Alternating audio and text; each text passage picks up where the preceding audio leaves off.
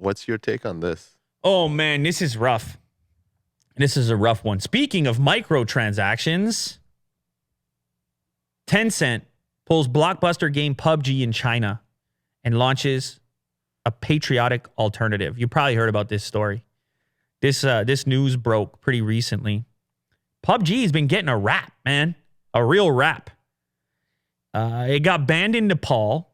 India was upset about it. People addicted. And now China themselves, they're not too happy about it. The Chinese video gaming leader has waited in vain for over a year for approval to earn money on PUBG via in-app purchases, having given the gory South Korean-made game a socialist makeover to meet stringent government rules. In a post on the game's official account on China's Twitter-like Weibo platform, Tencent said it would end testing for PUBG. It also said it had launched an anti-terrorism-themed game for peace, for which it gained monetization approval in April. So, PUBG is dead in China. It was going to happen. It didn't happen. For those of you that are unfamiliar, there's restrictions in China. You can't just put out whatever you want. It's got to get the blessing from the top down. Okay? They got to say it's okay first. And somehow, some way, they find some sort of issue with the game as it stands, and they can make a decision either to approve it, to possibly change it in some fashion, or just pump out your own version of it, which is what it seems that this thing is. And this thing looks like an exact replica. Looks exactly the same. Some sort of exact replica. So it makes you wonder, what exactly did they change that made this acceptable and PUBG not? Maybe there's no blood when they shoot each other. I'm not sure, because the game itself and the mechanics and whatnot looks like a one-to-one rip of PUBG. It's an amazing time. It's like, first of all, the idea of mobile gaming occupying a position of this much significance to even be talked about in this way. Like, Will, if you go back to the original article, it has a number there. PUBG Mobile has 70 million average daily active users in China. 70 million daily active, logging on every day. We expect Game for Peace could potentially generate 8 billion won to 10 billion won, which is 1.18 billion to 1.48 billion USD in annual revenue. One game, one mobile game. Like, this is the wild thing that's going on right now. And mobile devices have enabled this degree of gameplay that's just unprecedented. It's in your pocket. Now you're signing in 70 million people daily.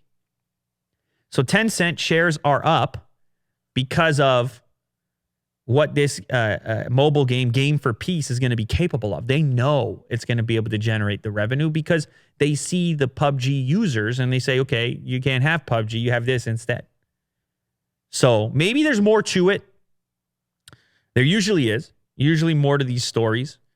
And of course, the differences between the two games would require some pretty intensive investigation if those differences exist. But also, there's a potential that all this is a straight rip. Willie do. That's a possibility as well. So it's quite confusing. What do I think? Oh man, that's a tough one. I don't like the idea of access being taken away from people.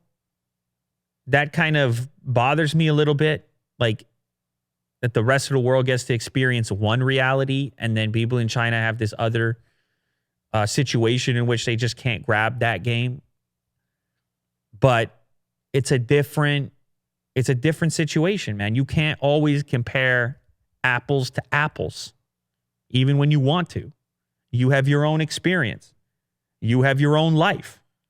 And you see things happen around you, and so your point of view is shaped in that manner. Maybe people there feel like PUBG as it stands is destructive in some way. And maybe these alterations are better for that community. that community knows better than I would. If you're in China right now watching this, I mean, if you're in China, you can't even watch this on YouTube. Not easily.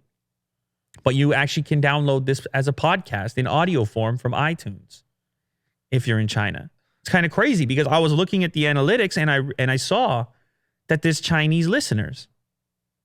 And so I think that's kind of cool. And just right there in that exchange, you recognize that since Apple Podcasts has approval, now I'm interacting with people because they have the blessing, at least on that platform. YouTube, on the other hand, no. And the relationship between YouTube and China, it's a whole different story because it's a two-way thing. Google ain't too happy with them. They are not too happy with Google as it stands today. But what I like is people, Will. I like people. Human beings. Huge fan. And so when I can communicate, when I can talk, when we can sit down, I'm into it. And so access is what allows that, whether we're talking about YouTube or podcasts or video games. It's this free-flowing communication that allows things like this to exist. And if I was never granted the opportunity on a platform like this, none of this is going on right now. So that's access. And so all you hope and wish is that others around the world get that opportunity. That's my take on that.